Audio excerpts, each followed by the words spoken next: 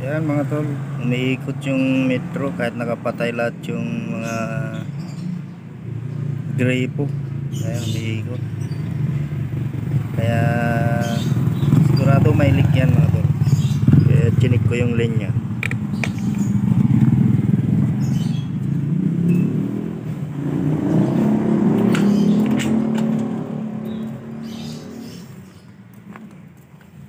So dito nga yung leak mga tol. Ayan.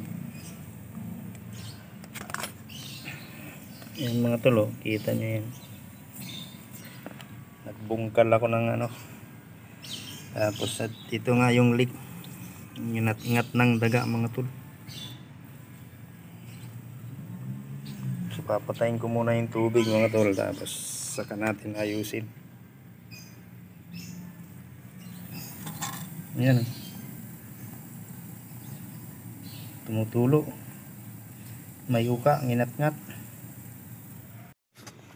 Hindi pwede yung pipe cutter natin mga tol, kaya lagaring bakal yung gagamitin ko.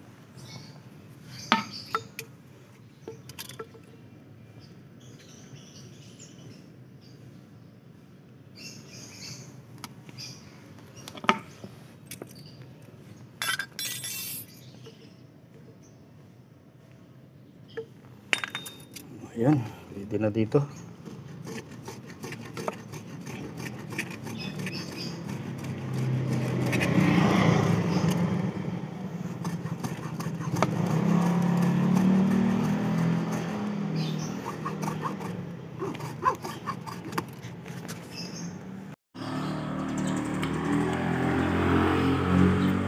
Ayan mga tol, naputol na. Nginat-ngat mga tol, pandaga. Ayan, bali dalawa pala yan mga tol. Meron pa dito sa kabila, oh.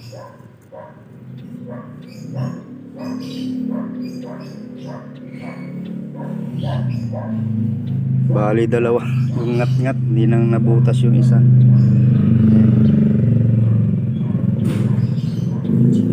Ngat-ngat dyan mga tol, dudugtong ko ngayon mga tol, pero hindi na siya diretso. Ayan, ganyan na yung position niya mga tol.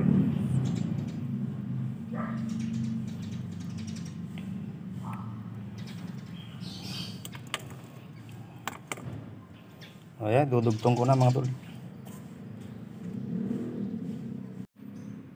Ayan na mga tol, nadugtong na natin.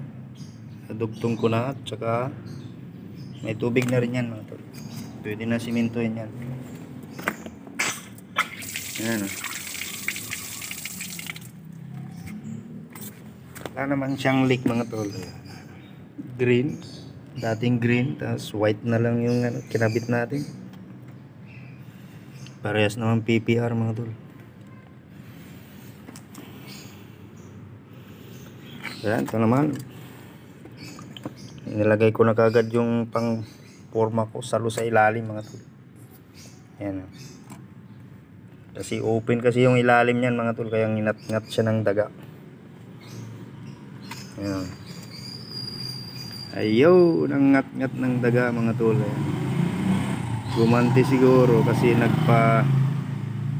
ano sila ng daga, nagpa poison sa daga, kaya nginat-ngat yung tubo mga tol.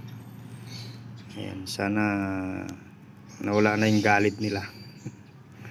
So yun lang mga tol, ganun lang ginawa natin.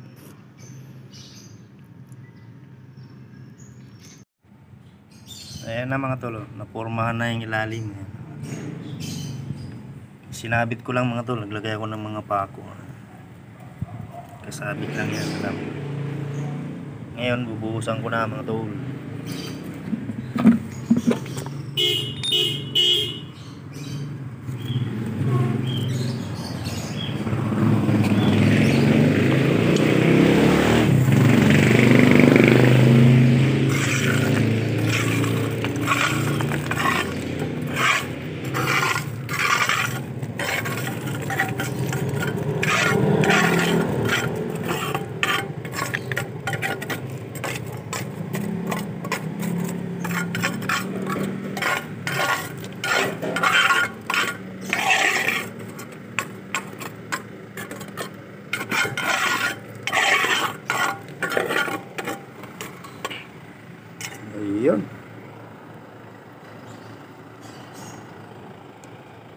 Ito lang yung puro buhos ito mga tol. Kasi kanal yung ilalim yan eh.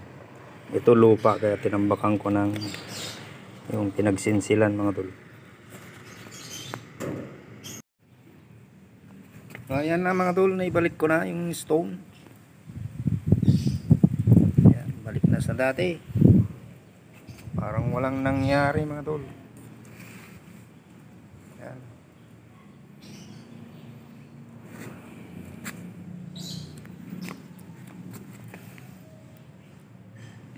Sana hindi nangat-ngatin ng daga.